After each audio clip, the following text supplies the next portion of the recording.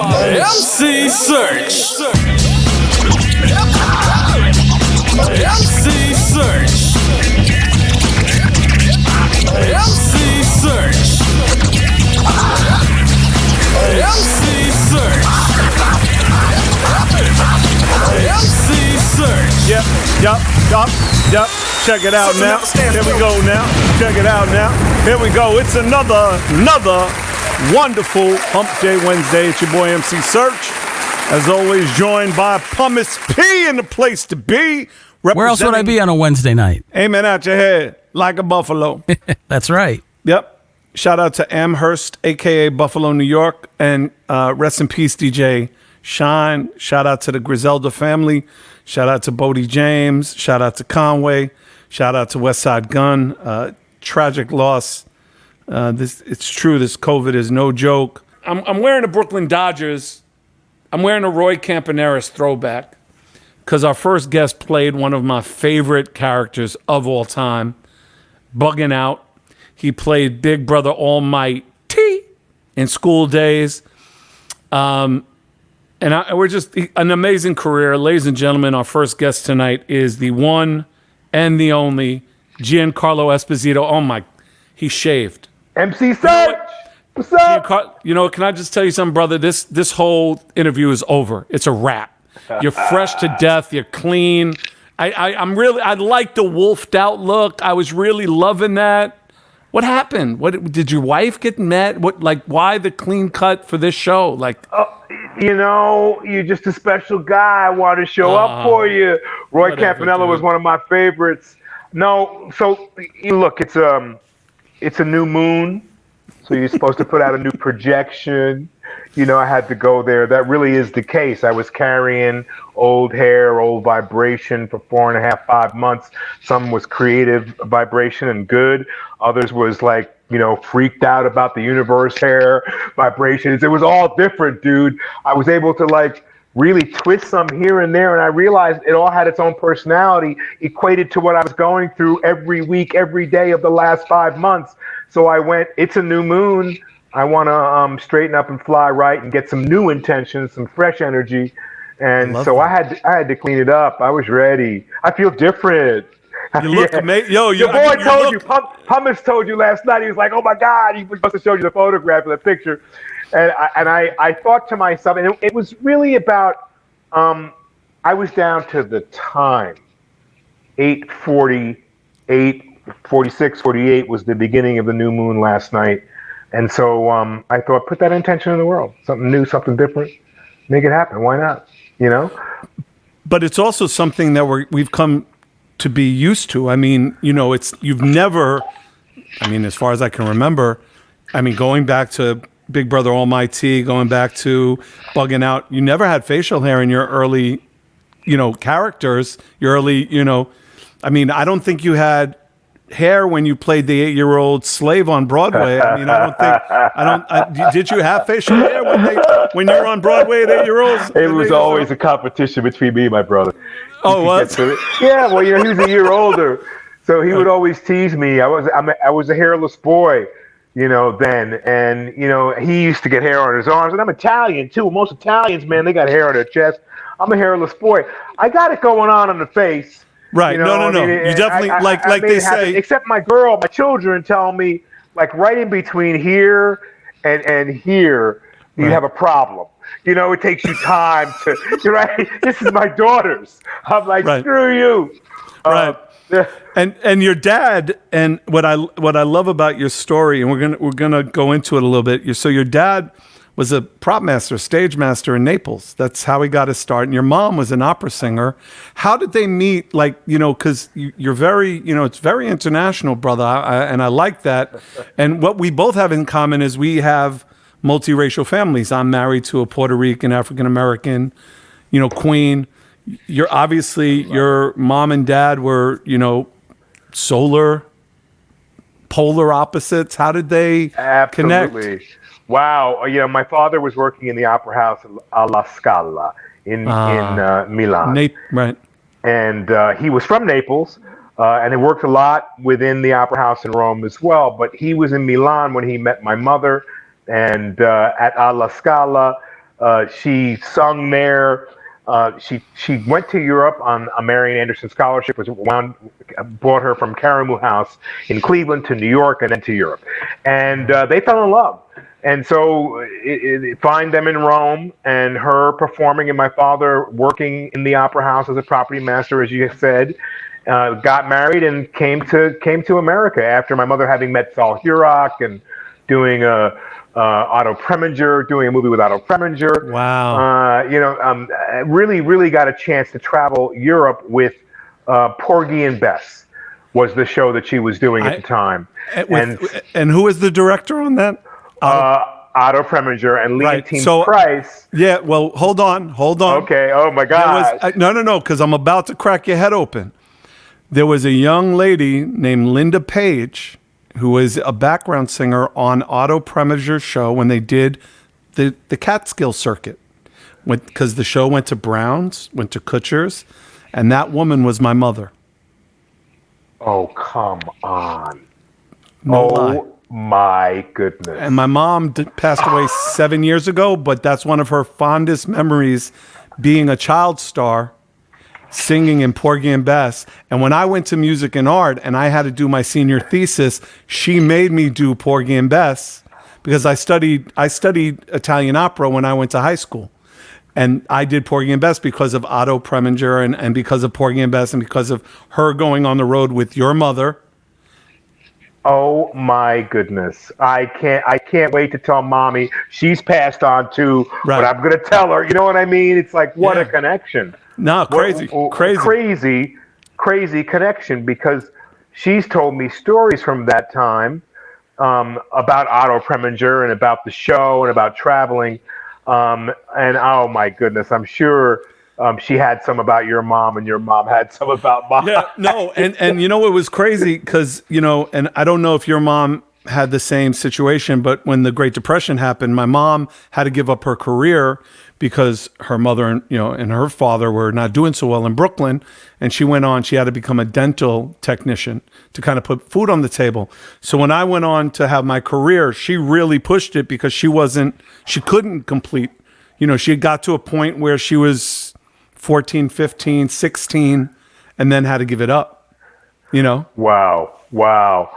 Oh, it's a small world, small time. My mother eventually stopped as well, not after performing at Radio City Music Hall, being sort of the solo act in between the Rockettes. I remember being there, but she gave it up quite early as well, and had some mental illness go on with her and sort of stopped, but encouraged me in the same way and taught me. My first Broadway show, as you probably know, was at 7.5, 8 years old on Broadway in Maggie Flynn.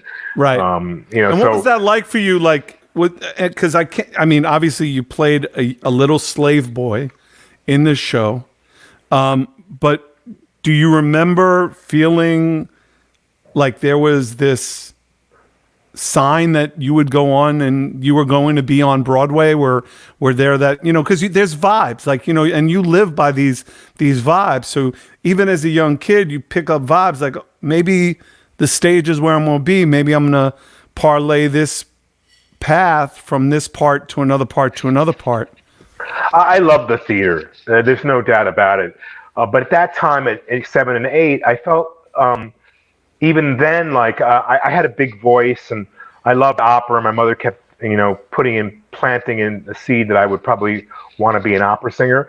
But I love Broadway because of its physical nature in dance and song, but also because of the connection between the audience was right there. But, however, I realized that, it was an outlet musically and I loved it, but I wanted to do something deeper. I wanted to become an actor, but it was at a time when, the stories weren't available. Now, look, I thought I could have a whole life on Broadway for my whole life, but somewhere in there I had a realization, and it was, watching Ben Vereen and Pippin. Ben was a true showman. He was a guy that could sing and dance and do it all and sell. And that vaudevillian interior showman. And then I Didn't remember he win one of his first Tony Awards doing Porgy and Bess? I think it was. I don't know. I don't think so. I think it was Pippin that was his first. But but I know he won. I don't know. You know what? It's Sam, very possible. I'm going to ask Sam, our associate producer. Sam, dig in the archives about Ben Vereen winning a Tony for Porgy and Bess while we're talking. We'll find out. So I admired all these people, and I could have lived my whole life there, to answer your question directly, but something changed for me. I just started to feel like, I had a different path. And It was really deep down. And the words came to me that, how do I say it? I was the entertainment. I'll always be the entertainment, the black entertainment, the entertainer, sort of a cut above, sort of the guy, if he could dance and sing and play the piano and I was on the way to being that guy. And not that wasn't bad, but I just felt like I had more to offer and more to give, and I didn't want to get locked into just Broadway, even though I loved it. So I went to study some drama and had the opportunity to experience what a straight play is. And then I found how difficult it was in television for someone who was a black Italian who faked it. I faked it till I made it. I faked it as a Puerto Rican. Right. One of my favorite credits was in Running, 1979, the Puerto Rican teenager. Puerto Rican, that's right, exactly. That is your credit. That is your credit in 1979 Running. So when you were on set in the 1979 epic film Running, do you remember who directed that film? Running? I don't even remember. That's terrible. I remember Michael Douglas because I had the opportunity recently, actually, to say hey to him, maybe a year ago, recently, and say, hey, I did this movie with you, Running. And he said, oh, yeah. Puerto Rican Running kid. You were the Puerto Rican teenager. But, these are the things that kind of also define who you are, right? Like, because you get on a set for the first time, you see how people, work the room, work the craft services, work with the grips, the best boys. Those experiences, I don't care if it's 79, I don't care if you're 10 years old, those things kind of work into your psyche, work into your mindset so that you learn how to develop that, not only the front of the camera, but behind the camera where people want to work with you, where they say, you know what? The Puerto Rican teenager has a little something with him. Like his hot step. That little hot step. Like, can we cut back to that? Wait a minute. Hold on. Do we have a line for the Puerto Rican Running kid? Because that kid's fire right there. I got to tell you, I have had some experiences, and they all do make up who you are, without a doubt, because I was able to meet some of my idols. I grew up at a time where the matinee idols, the male movie stars, mostly were white, didn't have a lot of black idols. But Sidney Poitier, I thought about why do you relate to him? Well, he was not only talented and wonderful, but he had dignity and class and grace. And because he never played down his blackness and who he was, he was just a man. I think that was one of his movie titles too, Just a Man. But I admired that because he didn't have to go all the way black or go all the way white. He could just be who he was. Right. And he found strength and power in that. But yet, so I was able to meet him a few years back, which was a high point in my life and career, because of the total respect I have for him. I think he forwarded us in a big way as all human beings. But then I had a chance to work with Burt Lancaster, right? And so, wow. And I had a chance to meet years ago Robert Mitchum. But Burt Lancaster had, he did Elma Gantry, the Swimmer, all these. He had a powerful, strong performance presence and human presence. And so I got a chance to meet a few actors. I worked with Bette Davis, who was that real old-time movie star. It gave me an opportunity to see how people handle themselves and what they think of themselves. And some people I'm sorry, go ahead. I didn't mean to interrupt. Some people ride off their complete ego and their past and what they've done, and others are Robert Preston. Like that guy was.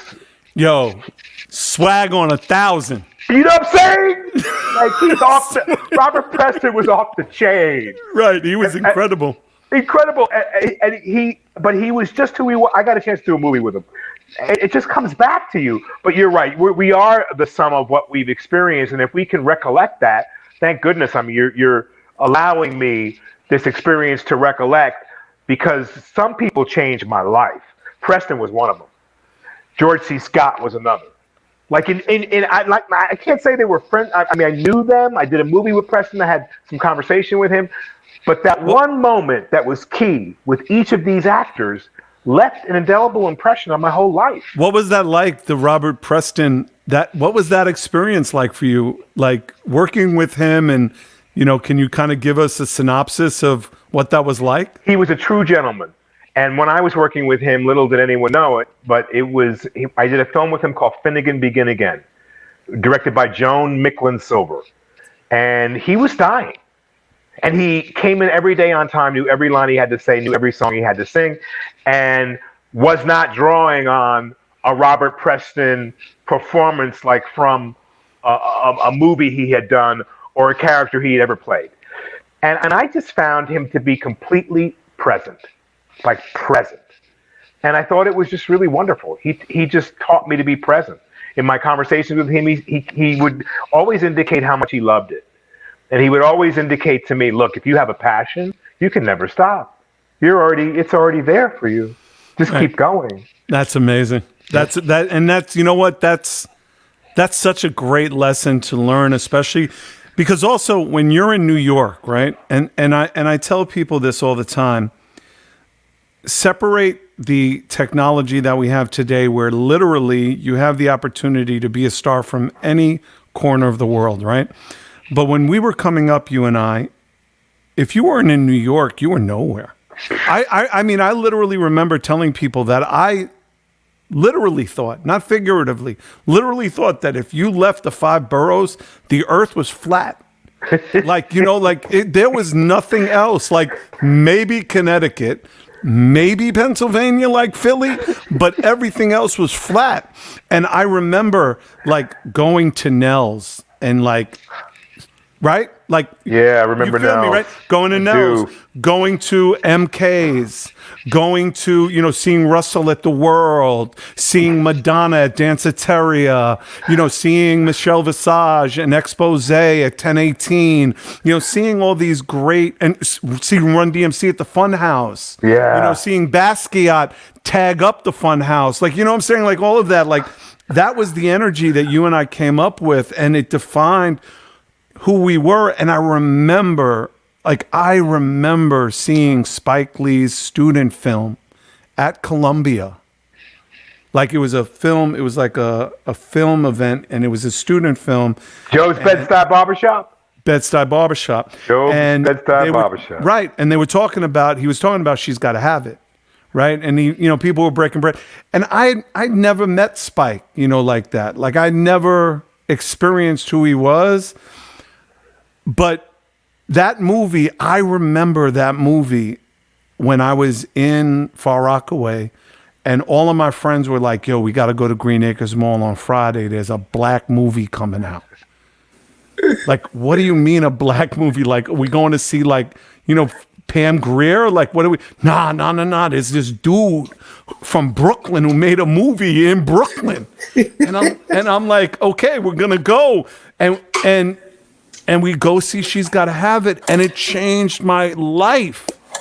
Dude, was that, because you just talked about the alienation of being multicultural. You talk about, the difficulty and the challenges of being an actor, but then that happened. Do you remember the influence that film had on you as an actor? Oh, and as a New Yorker? Are you kidding me? I mean, to be able to have the opportunity to be a part of that movie was just so very special. But we all felt, look, we Spike was like, we're gonna shoot it, in Brooklyn. We were all like, what? Yeah, man, yeah, we're gonna shoot it in Brooklyn. I said, how's it gonna happen?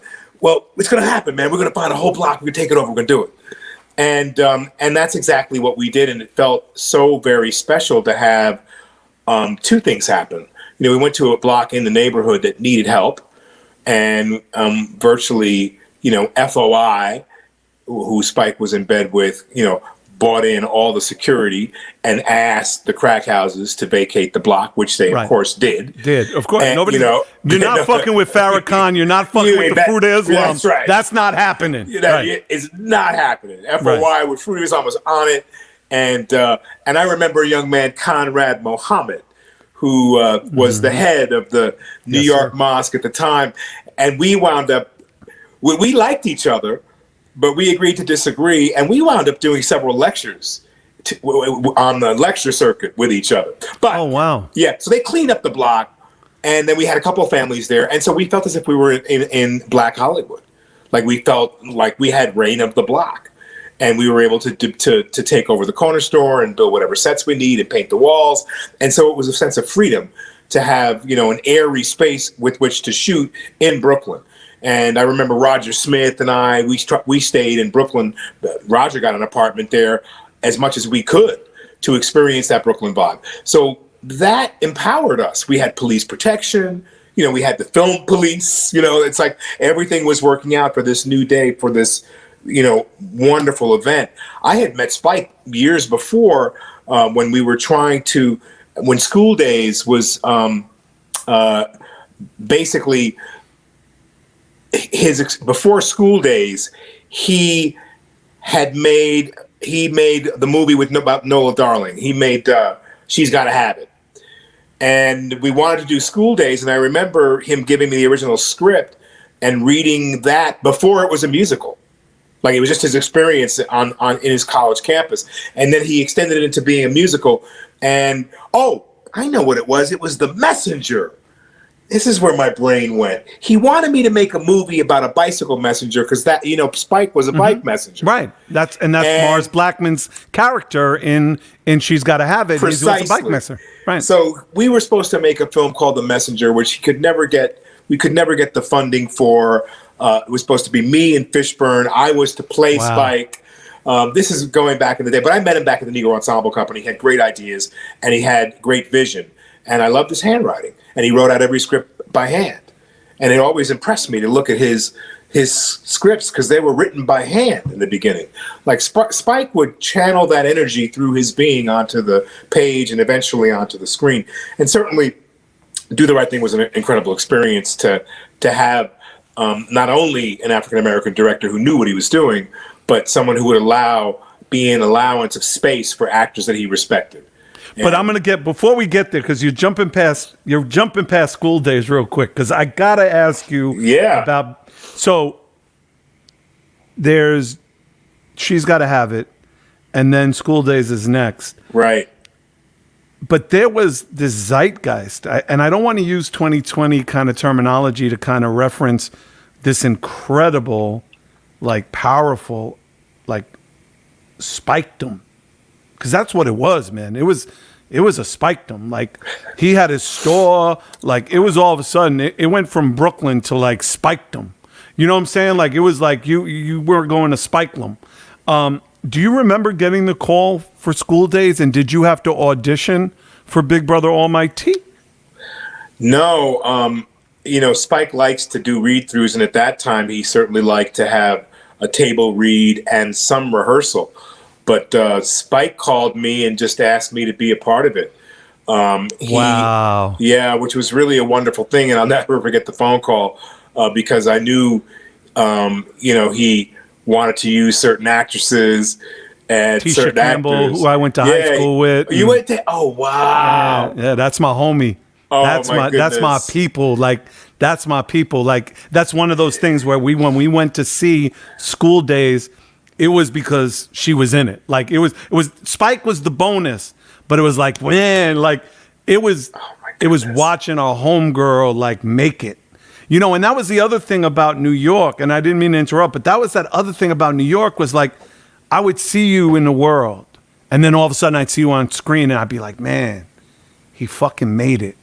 Or I'd see LL in like Laurelton, Queens, Ramen, And then all of a sudden he's radio and it's Crush Groove and it's like Tila Rock. And like I was in Tila Rock's house with the Treacherous Three, and then he, you know, and so you and Tisha, and I'm like, I can make it.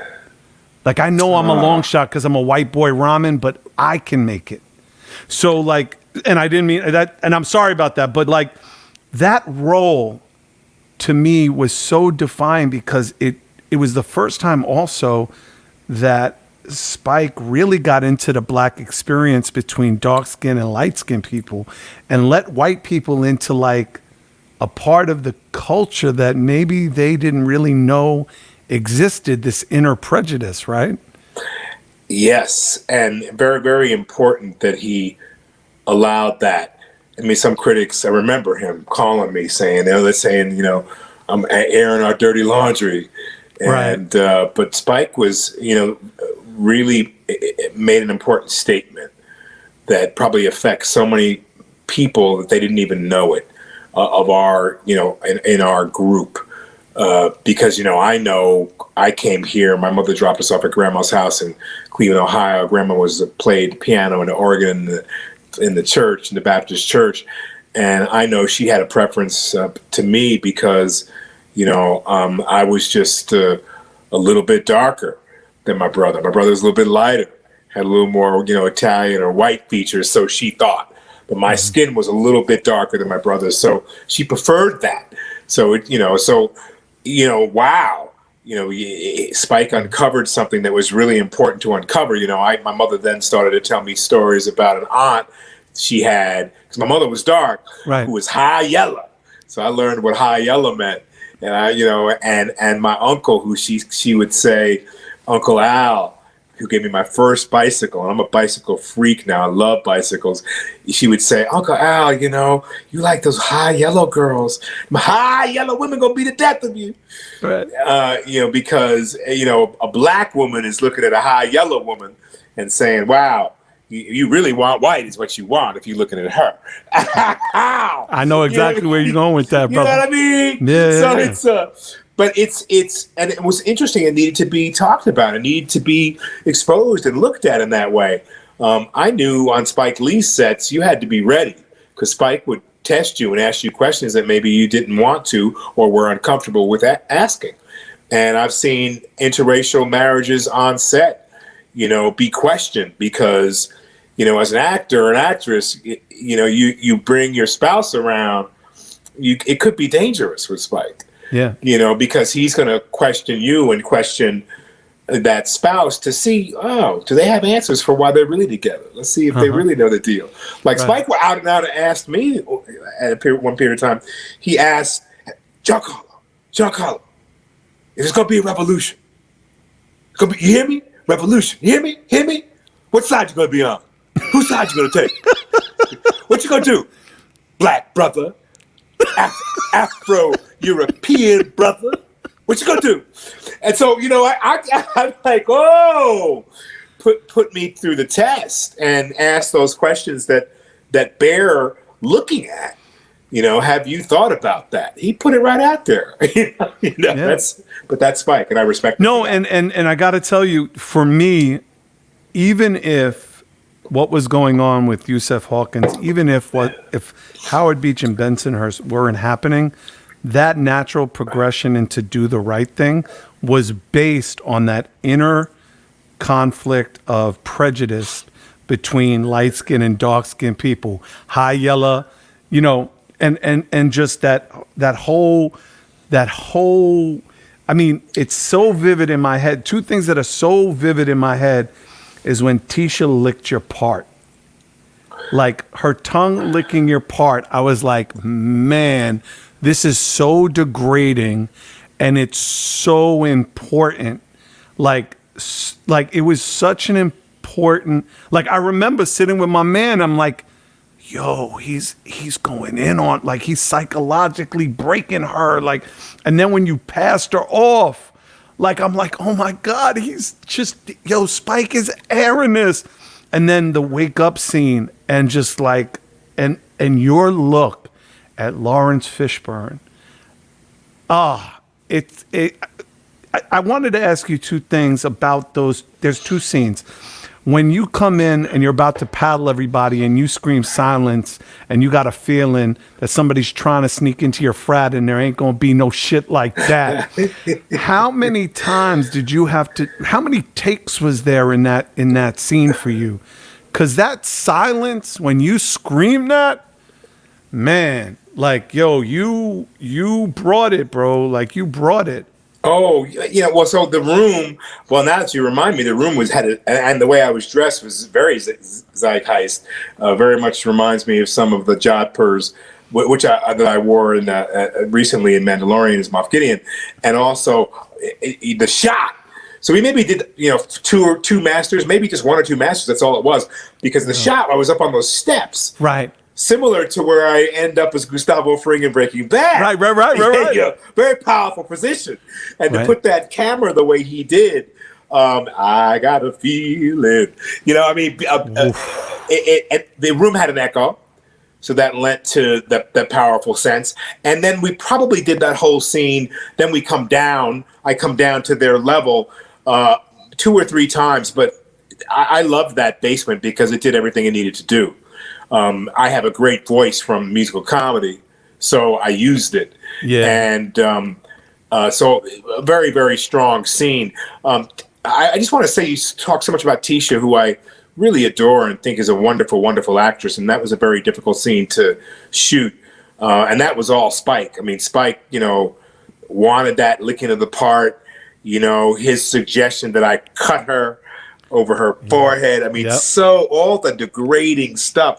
And I thought, and I knew it was strong, but I knew when Spike gave me certain directions, he would laugh like a little maniacal genius. Oh yeah, and I again, you want to talk about like genius? We'll leave the maniacal, but this movie did, wonders for film. And John Singleton, may he rest in peace, talked about the impact of School Days giving him the ability to even shop films in Hollywood. But then you go into like what I feel, besides Crooklyn, is his opus, which is Do the Right Thing, right? Yes. Is that, again, similar situation? He says, yo, I got a character named Bugging Out. You're going to do it? Or was there a reading? Like, what was that like? So for Do the Right Thing, we had, Spike wanted to make 5 movies in 5 years. It was like 5 for 5. And so that was his trajectory and that was his desire. So, and I never asked him to be in any movie. I knew I would love to, but we had no realization he was forming any kind of troupe at all. I just felt like he asked me to do roles because he felt as if I could transform those roles. So that was another phone call, which I was just really excited that he would call on me, and the making of that movie is an interesting film by St. Clair Bourne, God rest his soul in peace as well, where you get a sense of how Spike made it. So we had a little bit more budget. We were going to rehearse for a week. All very excited. We were at the Firehouse. It was all very different than being at the AU Center in Atlanta. And so he had purchased the Firehouse. It was his joint. It's a Spike Lee joint, a Spike Lee place. And so I remember, him feeling like he really, trusted me implicitly. Whereas on School Days, even down to the haircut, I would always wait until I was moved enough to figure out what the voice of the character was, which he wrote, and then do the cut. What I had to do. So with School Days, he was so nervous, and I knew what I was going to do. I knew I wanted him to be that militaristic, very hard haircut that was just, different and had that zeitgeist behind it. And one day I walked into the bathroom, and I called Larry Sherry to come in, and I said, "Give me a comb." And I went, boosh, boosh. And I said, I want all this trimmed out of here. I want to make this like boom. And Spike loved it. On Do the Right Thing, in the making of, you'll see I look much like I looked yesterday. It will surprise you in the rehearsals and the footage of that, except my hair wasn't all gray. Because I had no chop. So I was completely, and Spike was getting nervous. I remember he would go, Giancarlo, what you gonna do? We start shooting next week, man. What you gonna do? I said, Spike, I got it. He said, no, okay, I trust you. Next day, Giancarlo, what are you gonna do? It's like, because I knew what he was saying. And I love him so much. I knew he was saying, it ain't that. What you sporting now, it ain't that. Right? So every day he would ask me. And so when I finally, really came clean, I think his eyes jumped out of his head because I bought Larry. It was about me and Larry Cherry again. Larry Cherry is Spike's barber and hair stylist extraordinaire. And so I told him, I got it. I have it. I'll deal with Larry. We'll be all right. And so then I went to Larry and I said, Larry, I want one side. And Larry was like, oh boy, here he goes. Mm-hmm. I want one side like this, etched out, some stuff happening here. And I want the other side like this. And I want the top like this. And he was just like, wow, okay. And I think I really got the Spike because I had a whole image. I had gained 10 pounds. I wanted to be heavier. And then I added the bifocals. And I think that was like, Spike was just like, oh. I said, I went to an optometrist. I got these glasses. I had the prescription put in. And therefore, if I wore the glasses, I couldn't see. They were thick bottle bifocals. So I said to Ma Bella, she was a Puerto Rican girl on 8th Avenue in the optometry place, right, with a little Italian in her. And her name was Mabel. I call her Ma Bella. I said, Ma Bella, why don't you just make me a contact lens that reverses this bottle prescription? And she looked at me, and she's an optometrist. She's just like, wow, how did you think of that? I said, it's just obvious to me. Right. And then I went, but we'll have to, and she finished my sentence, but we'll have to measure where the glasses fall on your temple to the eyeball. So we take into account for that little extra. I was like, oh, I loved her because she had that kind of mind and she knew I did. So she made contacts. I could see through the glasses if I had the contacts on. I had to have both combinations to see. Right. If I had one without the other, I couldn't see. So then, you know what happens at the end of Do the Right Thing? Of course. Right. There's the riot. Yeah, of course. And everything goes crazy. And that was a visceral moment that reminded me of a moment that I looked at today when I looked at the Minnesota police station being burned. In the morning, they were up on the roof putting up sandbags. I laughed. I went, ha ha. It was some news feed. I went, what is this? Oh, it's Minnesota police on the roof. Okay, cool. 10 hours later, same exact shot. Then they pan the camera down to the ground. I mean, same exact shot looking up from the ground to the roof. Now the building's on fire. People are running in front of the camera. No justice, no peace. I'm sitting there. Tears came to my eyes. It was exactly how I felt during this last scene of Do the Right Thing when Boycott Sal's, when Sal's is burning. During that riot, my glasses go down. Like it was fierce in the middle of all of that. And it was heavy to shoot it. My glasses go down and get scuffed. And Spike is like, you got another pair, right? I'm like, get another pair, babe. I have another pair. And my nickname is G Money. Right. So he'd be like, G Money. I said, if you paid me the money. No, I'm lying. He took care of me well on that movie. No. And I told him it was expensive, and so he was a little upset with me that I hadn't got two pairs made. We replaced him, and we were okay. And I will tell you again, the early '89, that time was the beginning of, again, culturally for us kids, for our borough kids, we were becoming sneakerheads. Like we were becoming sneakerheads. That's what we were. We were Jordan kids. We were AF1s, all of that. Oh, my British Knights. Alessi's, the Maurice Cheek Alessi's, 5 stars, the Lottos with the matching colors, with the Benettons and the Coca-Cola. Brother, please. Oh, brother, please. I feel you. So you have this like amazing scene there, and it's so amazing. Martin Lawrence, you're on the block, you're looking down, dude's with a bike. He scuffs your Jordans, and the zoom down to the Jordans, and the come up, right?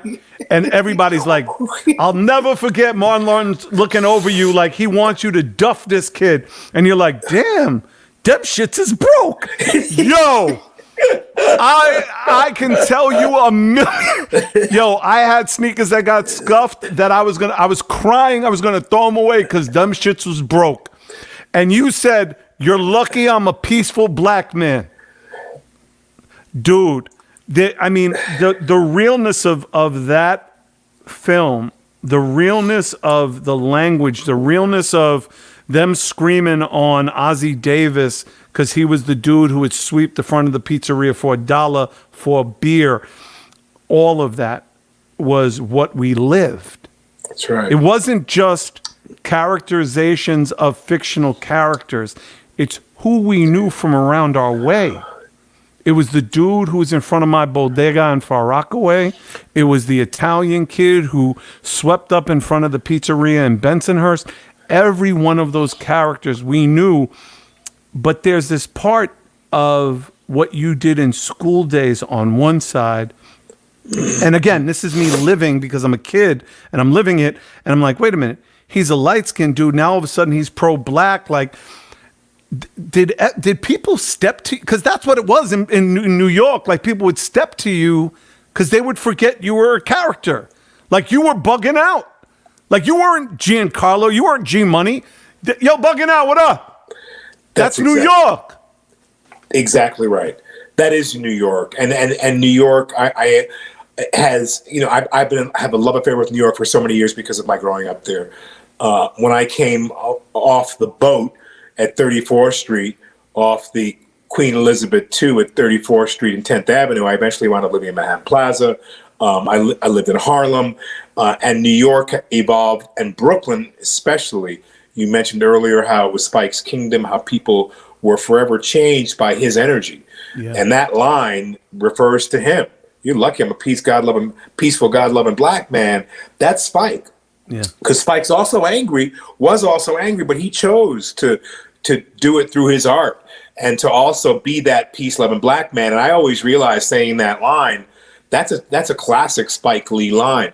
But, you know, going back there now, a street's been named after him. I went to the block party after 30 years. I had gone to it once before, maybe in the beginning, but 30th anniversary of Do the Right Thing, I went to his block party. They renamed the street for him. Mm-hmm. There's a mural of Bugging Out on the wall, as it should be.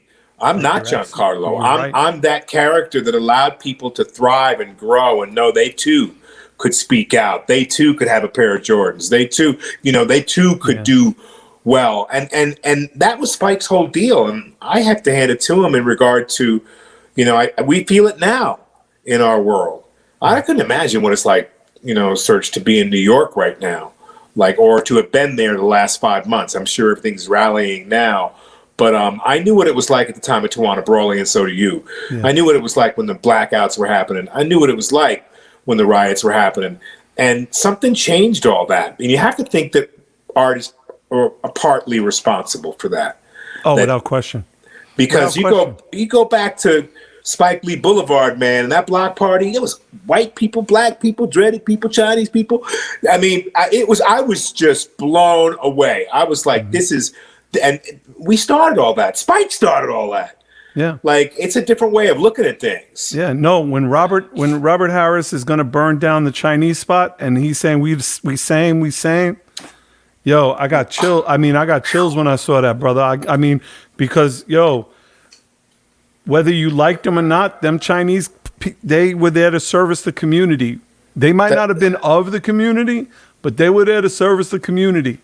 And they were the same because they were looked at like the original Asiatics. They were looked down upon in New York. That's right. And they were not those guys. The other thing, though, and I do want to share this with you because it's a great story. Spike had a party for the rap party for Do the Right Thing. Do you remember where it was by any chance? Oh my goodness, the rap party it was March 18th, 1980. I don't. That's terrible. At the Puck Building. Oh, yeah. Do you know why it was at the Puck Building? No. Because they 2 years before they wouldn't rent it to him because of who he was. That's why he didn't do it in Brooklyn. Purposely did it at the Puck Building. It also is where I met my wife, who I'm with today, African-American, Puerto Rican woman that I am still with today, 32 years later, right? Wow. And that party, I remember the energy. DJ Red Alert was the DJ. Spike was in the middle of the floor with some cute model. It might have been Cynthia Bailey, or it might have been Tracy.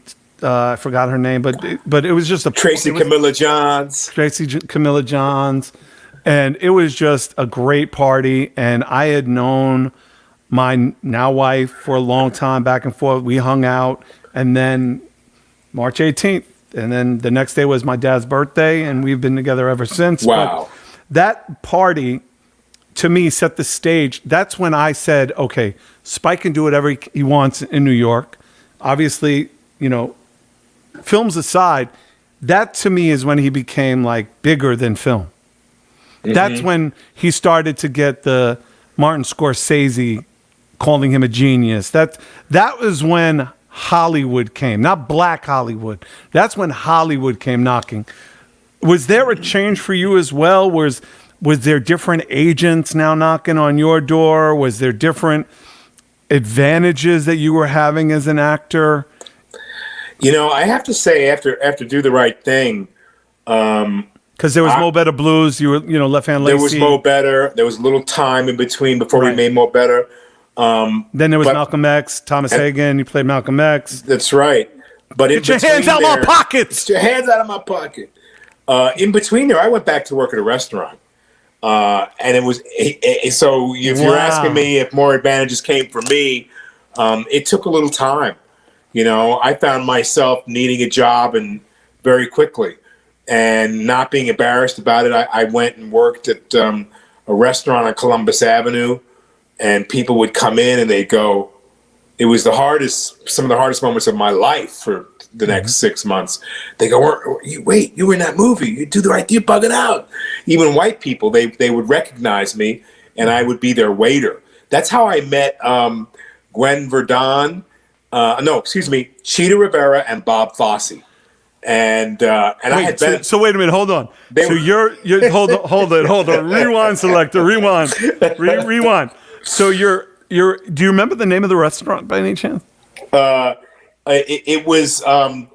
I think it was 3 Columbus. I remember it was just like called Columbus. It was an off the chain kind of new restaurant that was really upstairs. Right. But you knew you could go in there and make like $100,000 a year being a very high end waiter, because obviously way over $100,000 a year. Okay. God, I wish. Okay, I got you. Oh my gosh. Got you. Yeah. But I'm sorry, I didn't. So I mean, oh my God! So Bob Fosse walks in, Jesus. Yeah, so Cheetah Rivera and Bob Fosse walked. This led me to work at another restaurant called Curtain Up. I had worked at Jewel Restaurant, which was Amsterdam Avenue high up. But anyway, this other place, it was like 1 or 3 Columbus. Cheetah Rivera came in with Fosse, and they were having dinner, and so of course they were like, come on. I was at that time, I had just come off of Broadway. I had done Do the Right Thing. I knew I was going to be here for a short time.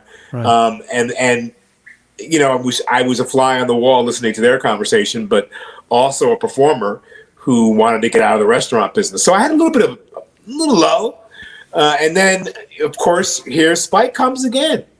Every time he saved my butt in terms of working, and every role for me was a challenge to make it different and have it be something else. And so, of course, Left Hand Lacy, I was looking at that, and you're right. That's when Hollywood came knocking and comparing, because here was Denzel, this larger than life movie star in the making. I've known Denzel now for 35 years. Mount Vernon. I mean, he's Mount Vernon, New York. Kid. Yeah. Exactly. And I was a Westchester County boy, and I used to take my piano lessons on Friday night in Mount Vernon. And that George Siegel movie that he did, Carbon Copy, I think it may have been. Wow. How about that? I was up for that. And so you were up for Denzel's role in Carbon Copy? Yeah, I was little younger than he was by a few years, I think. But anyway, whatever it wasn't mine. It was his. Right. And do you ever look at those movies and go, I could have done that better? Like I could have done like I used to because I could have. What's the wait, Pumice, where's my fire? You know what I mean? Yo, let's bust shots on that one, man. Like, Jesus Christ. Thank you. He's like, yo, Denzel, I could have taken your film. Anyway, that's amazing. No. But I don't think that way anymore. I think what's right for you is right for you. Yeah. You know, but and I love Denzel, but if you really take a look at it, Mo Better Blues was probably the only movie we've ever appeared in together, Mm-hmm. And so I laugh when I see him. He's like, no, you ain't gonna be able to scream with me. You too good. He told I mean, once years ago, he said that. I was like, oh, well, now I know. It's good. We're good. Know? And I ran into him at a Laker game a few years ago, and people were shouting his name, and he was 10 feet ahead of me, and I was anyway, we watched the game, and then he was in the tunnel already, and he heard my name. So then he turns around because someone's shouting somebody's name he knows. And we looked at each other and had a big, huge hug. And Denzel said, how long we know each other now? It's 30 years. You realize that? Wow. It's 30 years. One of my favorite actors, so wonderful and believable. But I mention him because you're right. Hollywood came for all of us. Right. It's a wonderful feeling. It's really, and I don't want to keep you much longer because I could really keep you here 7 hours, but I want to fast forward a little bit. Obviously, I mean, you did theater, you've done, different shows. And you've been great in so many things, but take me through the call of Breaking Bad and Gus Fring. Like, how did that call come, and what did you originally think of the character when you first read for it?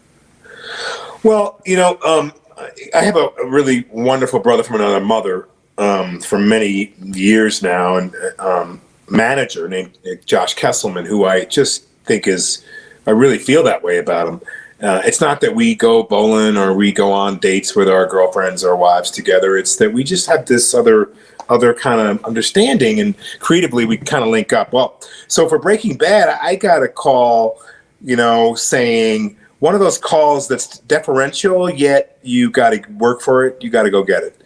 One of those calls that's you have to read. And so Josh knew that we weren't reading a lot. Like, we were getting offers at this point, and certainly if you want it, you're going to get it. He's blunt. You got to read. So Sharon Bialy is a casting director I really dig, and she's really honest. And she told Josh this and told me this. So just come in, just humor me, but Vince Gilligan told me about the role and all. Interesting, fascinating. Okay, so then that was the first decision. So I went in, I read with her, and she was like, as to her word, she mentioned some notes. Maybe he's like this, maybe he's like that, but you've nailed it. And I read again. Well, I'll put it on tape, and I go away. She said, I guarantee you, that's all you needed to do. Years later, I find out that Philip Seymour Hoffman, who I really respect, all these actors wanted the role. Vince Gilligan talked about that. So I got over my ego. I went and read, and then I got a phone call saying, it's yours. They love you. And I said, okay, but I want to talk about what it is. Right. What is it really? And but it was cool because I didn't have to pressure them, and nor did they me, because it was a guest star role. So I went and did it. And then I finished it, got home, and got off the plane, and my phone was blowing up, would you do another? Which I then went and did as well, because I really liked Brian, and we had this really interesting chemistry.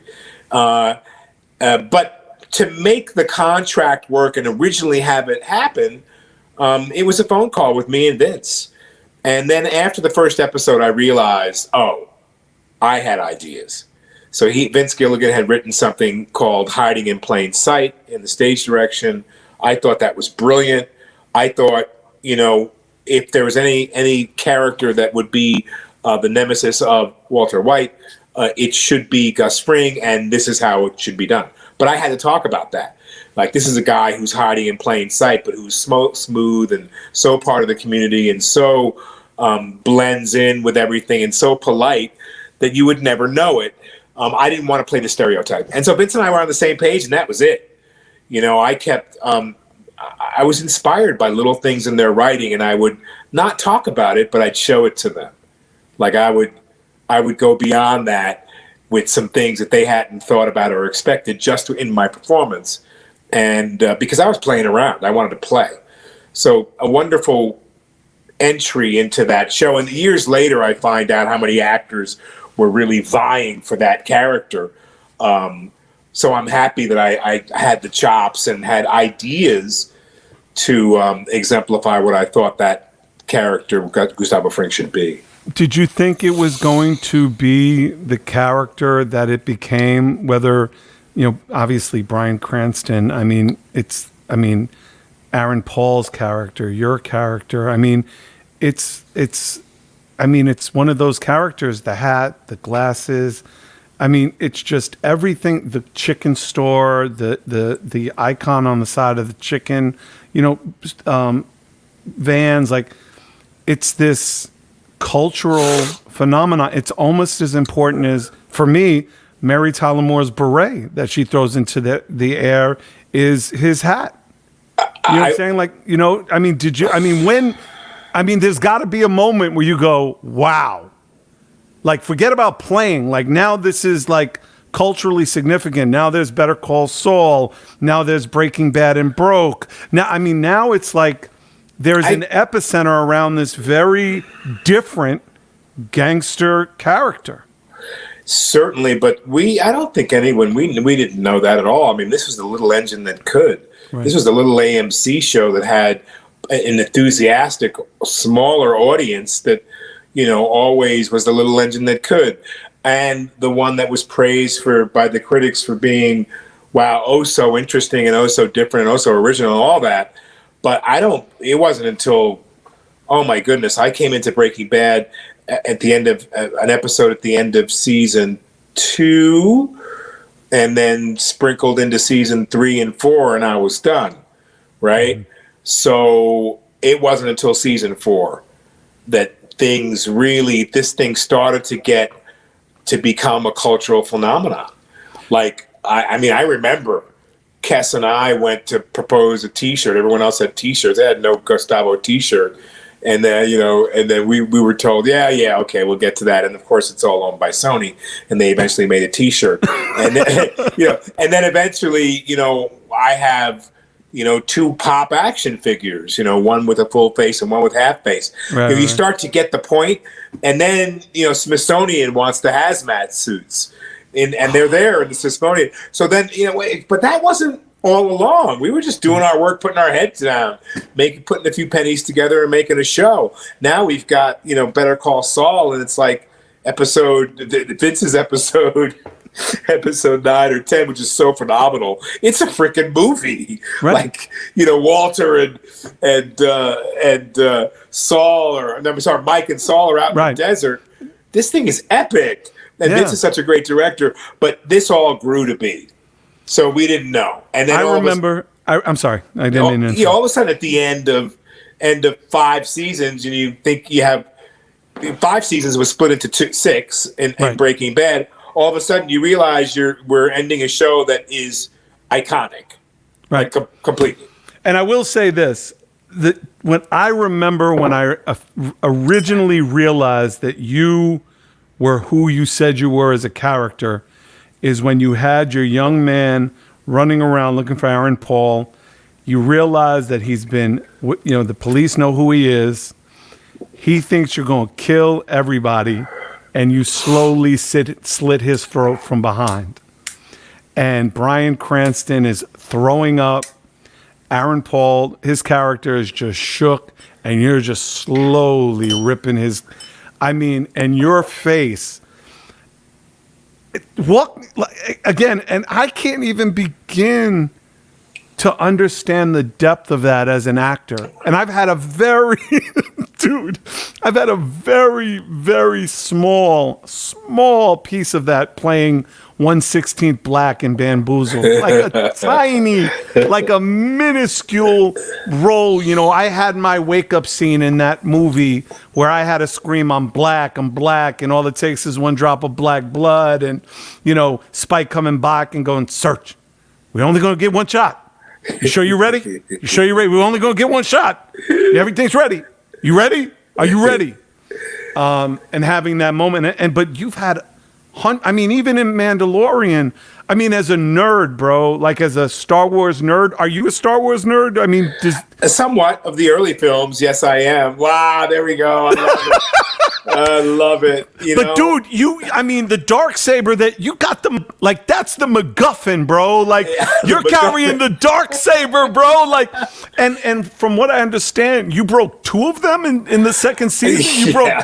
Yes. You need to be fucking exiled to some dark planet for breaking 2 of them. Because I was using it. Well, when you get to the second season, the teaser is the physicality with which I bring myself to this part was sparing, taking no prisoners. This is the point. Right. No, it wasn't that I wanted to break that. Right. But, I was like, okay, because to make this real, I had to do what I had to do, and you'll understand when you see the battle that I'm in. Right. I needed to protect myself, brother. Of course. Of course. Right. The dark side can only protect you but so much. That's right. I mean, never, come on, Serch. In my life, would I ever thought when I'm jumping off the bunk bed, because we had bunk beds, my brother and I had bunk beds, with the blanket tied around my neck, jumping from the top to the ground, trying to be Superman, right? Would I ever have thought, really, in my life, I would get to wear a cape like I do as Moff Gideon? I get this big, huge cape. I get to figure out how to walk and make it woof, woof. You know what I mean? It's bad ass. Yeah, no I doubt. And tell me about, I mean, there's that scene, right? Like, so, the Mandalorian's there, Baby Yoda, they're trapped, comes down, that scene of you walking down. Tell me about that first scene. I mean, obviously there's the set, but when they said action, what was going on in your head? I'm inside the TIE fighter, and I got to kick the door open. Right. All this smoke, right, and come out, all the physicality of it. Have the Darksaber on, right, because that's one saber. The fighting saber, maybe another saber. All these, I shouldn't say all these. It's wonderful to have to work with all these elements, but I was in there in this pod, and so they call action. And I remember Taika Waititi was directing the episode, right? And I'm in there going, yeah! I'm screaming, you're goddamn right, motherfuckers! I was so excited. Before I kicked the door open, I've had my own private moment. So I get out, and that all looks good, and then I have to be on top of the TIE fighter, and Taika, who Academy Award winner for Roger the Nazi movie, The Rabbit. Right. Yeah. Right. So he said, he's like, here, give it to me, and he takes it. And he's feeling it. Okay. And then he's moving his feet around. And so I'm 40 feet in the air. They had built a scaffold. I've got to climb up on top of my deal, and everything else is pictured on the volume, right? And he wanted to be able to be, let me just, how are your feet? He's all about my feet. I said, Taika, if they're looking at my feet, they look at my face. He said, well, that's the thing. We see all of you. I said, what? He said, we see all of you. Right? So from you're on top, it's a big wide, and so he's okay. I said, Taika, I'll find the position for my feet that feels like it's not my feet but my penis. Right? He wanted that kind of, and he laughed. I hope it's okay to say, cracked up. Let me tell you, you're allowed to say. We say all sorts of words. You don't have to hold back here. And I also heard, I also read something that you talked about liking his strength, the character strength to Darth Vader, but you said something interesting about not having to wear the mask. Can you explain that kind of psychological acting and the difference? Because you are Darth Vader. I mean, let's be clear. Come on, without a doubt. And I did Cat on a Hot Tin Roof with James Earl Jones. My brother held the bag, the for him in The Great White Hope on Broadway as Paco. So I knew him. I've known James since I was a kid, and so respected him, and really respected, his work in Star Wars as Darth Vader. But I felt like the reveal to have the ability for my face to be seen is the icing on the cake. Why? Well, Darth Vader's all in black, and James has such a classically trained voice that's so James that it is basically above and beyond color.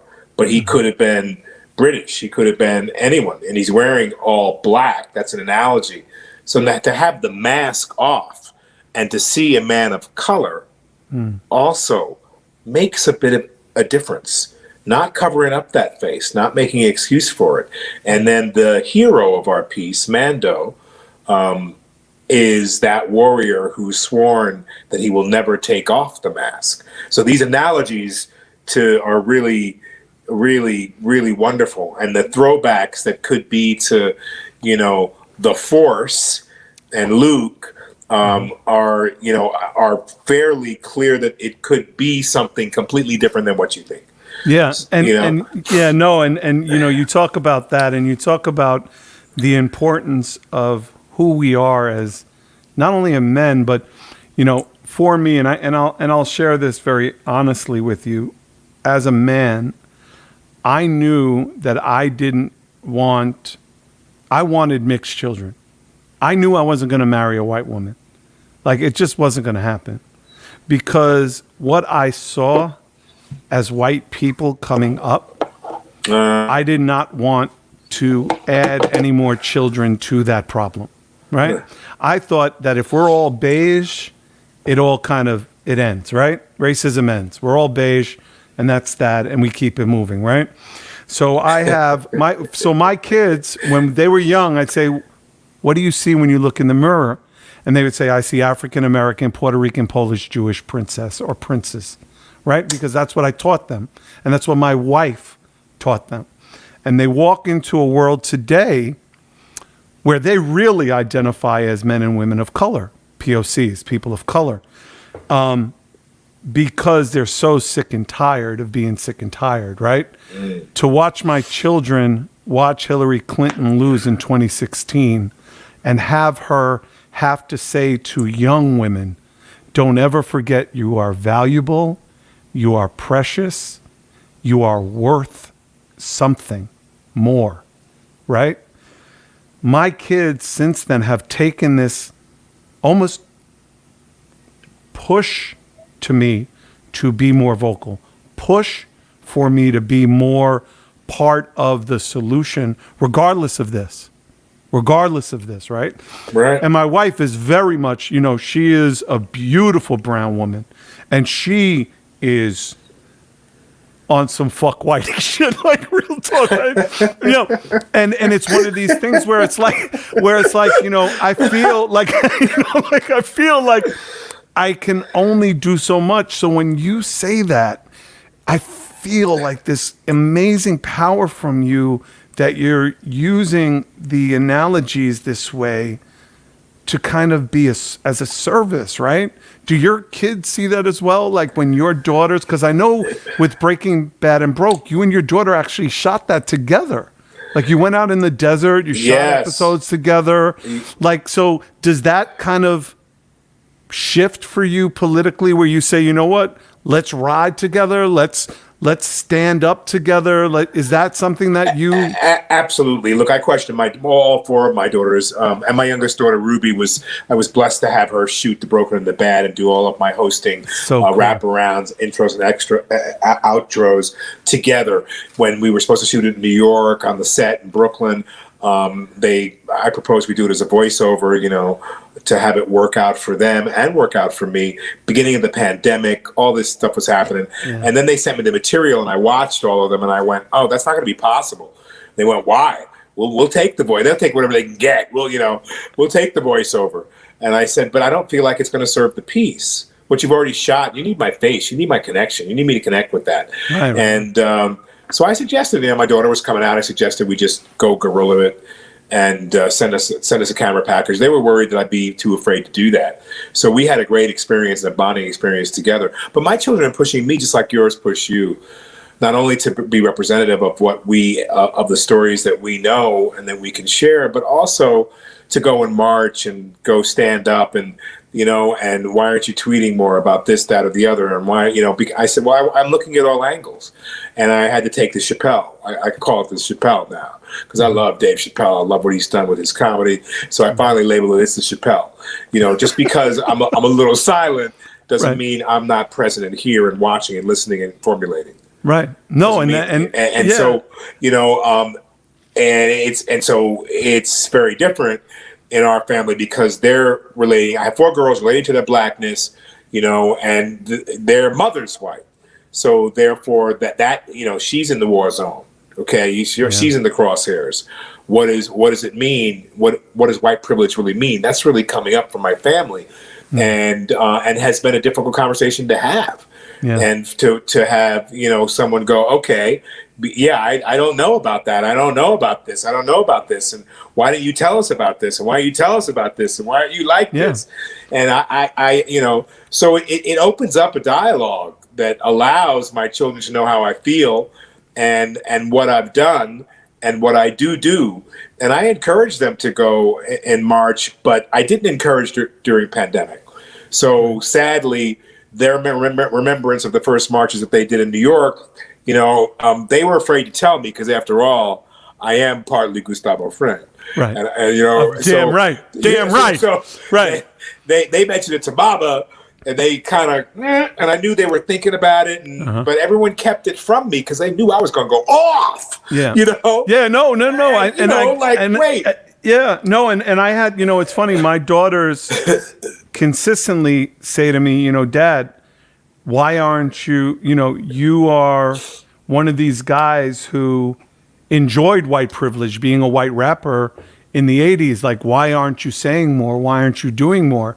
And I'm like, what more can I do? Like, I created 3 beautiful children who can create dialogue based on who they are. That's right. Your ancestry can build and speak on my behalf. Like I'm going to do me. I'm a grown man. Like, you don't have to worry about my privilege. Worry about your privilege, right? Like, and you're absolutely right. It becomes this amazing intellectual dialogue, between our children, our wife. My son has one position. My oldest daughter has another position. My youngest daughter has another position. But all of them feel the African-American, Puerto Rican, Polish, Jewish pull now. Right? Because there's a pull. It went from being this to, okay, I don't want to be I don't want the Jewish part. I don't want the Polish part because they don't want to hear about the Polish pogroms, right? They don't want to hear about the fact that the Jews couldn't get jobs in the LES when they first came here in the 1800s and 1900s, where it literally said no Irish, no blacks, no Jews allowed. Right? They didn't want to hear none of that. They didn't want to hear about the Italian ghettos and how the Italian ghettos would be beaten by the Irish and the English in the downtown areas because they didn't speak English. Right? Like, they don't want to hear about that struggle. They just want to see the white and black, the polarizing. And that's not our fault. That's not your fault. It's not my fault. It's up the to temperature. Us. Right. That's right. And I tell my kids, look, okay. I love what Black Lives Matter's doing. I love that this is our root in. I love that you understand slavery. You kind of got a misconstrued idea what that is from American history. Right. But look at the world. Everybody had slaves. It's a caste system. It's the haves and the have-nots. No matter what color it is, we choose to link that up to color in our country. But you start looking at everything. The Portuguese, everyone would dominate somebody. So I did a movie years ago that my first directorial called Gospel Hill. And, in the end, everything got all messed up and it was about who was going to subjugate to the other. Right. So one of the producers at the rap party had a T-shirt says, because the big question was, will you subjugate? Right. Will you subjugate to me? Will you can I jump the line? It's like and that's our world. Right. You know, I'm looking at you and going, I'm sure people look at you and judge you and get gold chains and look at the way he talks and all this. And he got a little spirit, he got a little soul, he got a little fire, got a little pepper sauce on him, you know. But look at him. He looked like a Jew from Rabinowitz from Brooklyn, right? You know what I mean? So, you know, people don't understand that. So then you pose it. And then black people will come up to you too. The same thing happens. Wow, how you can't pose like me? I'm the real deal. What you posing? What you posing? You don't know? It was like when I did a film with Boaz Yakim called Fresh, and this is a Jewish boy grew up in a kibbutz. Dude, one of my favorite movies. You know what I mean? Lived in Brooklyn, could rock the round ball like a black boy, and that's how he grew up. It's like, are you going to call that guy a fraud and made a movie about it? And people say, why can't make this movie about our people? Well, we're his people too. So all I'm doing is making an analogy that we kind of have to, what you've taught your children, I really admire. I really do. And I want to come back on the show, talk to you more about politics and all of that in the future, because I admire that you are all these particles and pieces. I tell my kids the same thing. But at some point, you're right. They want to relate to what they need to relate to for their soul and their own heart and their own spirit. And you can't keep them from that. So I'm going to clear it up right now. I mean, because at some point in time, they'll see this or it'll get out in the world. I didn't want them to go march for their health. Now, they all did it. 3 of my children went to the same march, didn't see each other. One of my children finally, and then got on a plane and came here to me, to where I'm at. And I went, oh, now you tell me that you've exposed me to a major virus, right? So that I had to deal with that too. Right. Like, you know what I mean? You put me at harm. And my other girl revealed that she had been to 2 marches a day in Manhattan for 5 days for a week. That's what they were afraid to tell me. But they could have said, I don't care who you are, Gus Spring or otherwise, Papa G or whoever, I have to do this and I'm going to do it. Right? Yeah. Then you're standing up. And then I could say, oh, well, shut my mouth. Shut my mouth. You taught her right. You know? Exactly right. Yeah. So I'm proud of my children for doing that. I'm proud of the conversation they have to have with their mom. I'm proud for their mother's tears saying, oh, wow, I got to look at this. Yeah, you're damn right you got to look at it. Like, you know, I mean, I support you in looking at it. It's a hard moment in time. But she had to take a walk, and kids call me then. Because I said, who are you going to choose? It's the same question with Spike. If we have a revolution, who are you going to choose? That's your mama. That's your mother. She birthed you. She raised you. She taught you. When I was on the road, and we're divorced now. When I was on the road, all these things, she taught you these things. But yes, but it's all from a white standpoint. It's all, and I'm like, but wait a minute. She got a little spirit, a little soul. Yeah, she taught you how to be right, how to be uprighteous. Now, if you want to know how to be black, you need to spend some time with me and come on through. Amen. There it is. You know so, I mean? No, please. And speaking of Chappelle's show, you know, you talked about you love the Dave Chappelle angle. Backstage right now, coming here, Neil Brennan from the Chappelle Show is in the building. Neil, what's going on with your brother? What's going on, Neil? How are you? Giancarlo Esposito's here. Neil Brennan's here. All right. Hey, I got a question about acting and directing for the guy who was in Do the Right Thing. So you're in The Mandalorian, and Favreau directs every episode, right? No. Oh, he doesn't? No. In fact, he hasn't directed one episode. Oh, then I'm 100% right. That's rare. Yeah, well, yeah. He's written them all, and he and David Filoni have been, you know, obviously in the room creating all the story, and he's written every word.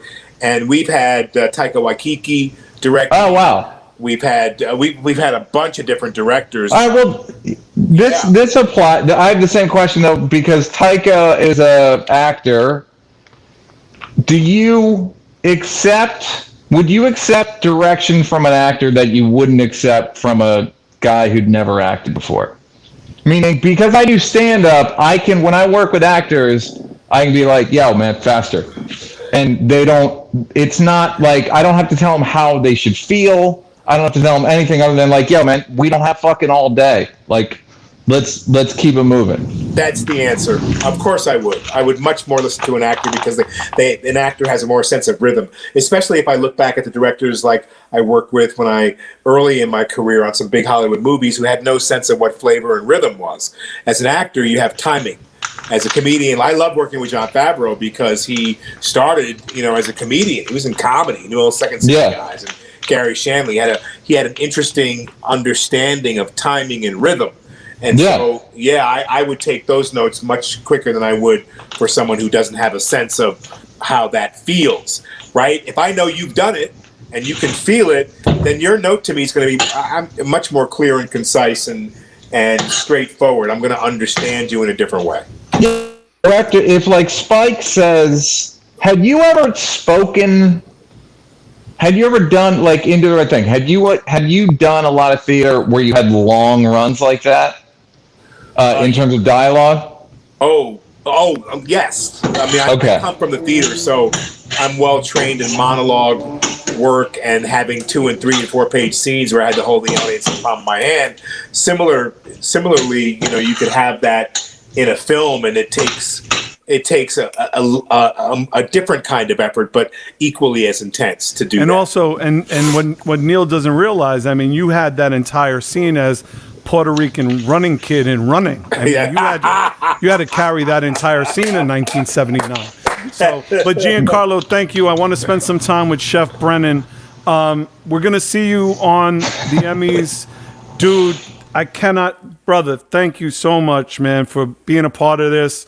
I feel a connection as a member of the Spike Acting Club. Yes, indeed. Being in Bamboozled, having my moment to shine. But man, I just wish you nothing but success, much love, and much energy. Enjoy this positive energy that's around you now.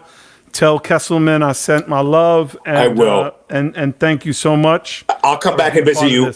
What an awesome pleasure. I had a ball, and I'll come back and visit you soon. All right, okay? Thank you. All right, man. Thank well. you. Yes. Okay. All right, so Pumice, what do you got? You sent me something. Yep. And said, no, you need this it's for my tonight. Favorite, you know what I'm talking favorite about? Segment. Yep. It's time for Who Put You On? Sing it. Who put you on? Who put you on to that? Who put you on? Who put you on? Anderson .Paak, baby. Put you on to that? I did. You didn't know about that. Now you know all about that. I put you on. I put you on. Who put you on? I put you on. We're gonna leave you with this. Yeah, so you sent me a photo. What is it? Yeah, what's it about? Photo of the Latin Quarter back in 1986. Really dope. Look at that. Wait, I can't see the courtesy. We got to give him. Yeah, I gotta take the banner off. I didn't expect that to do that. Anyway, Irvin Panton sent me this photo. This is a young MC Serch backstage at the Latin Quarter with the legendary King's son, Mr. Hey Love himself. I just put out a single called Hey Boy. That's what the shirt from the Shirt Kings looks like. The guy sitting over in the right with that Beastie Boys shirt, that is Paradise Gray, who ran the front door at the Latin Quarter. Some of the greatest days of my life as a 19-year-old running the streets of New York City. So thank you to Irving. Your glasses have gotten smaller since then. They have. The ego, bigger. Glasses, yeah, a little. Smaller. But hopefully Irving's going to be sending more photos. But thank you to Irving. And if you want to see more of Irving's photos, find him on Facebook at Irving Plantin, Plantin. He has some amazing photos from back in the day in New York City. Thank you to everybody. Thank you to Sam. I think the pillow guy. My pillow guy is using this sound effect. And he might not be wrong. No. Anyway, thank you, Sam. Pumice, you got anything else? No, I'm good. All right. In the words of my wife, Chantel, please remember throughout your day to say what you mean and mean what you say. If someone turns to you and says, have a good day, please turn back around and say you have a better one. So whatever you want from me, I want twice for you.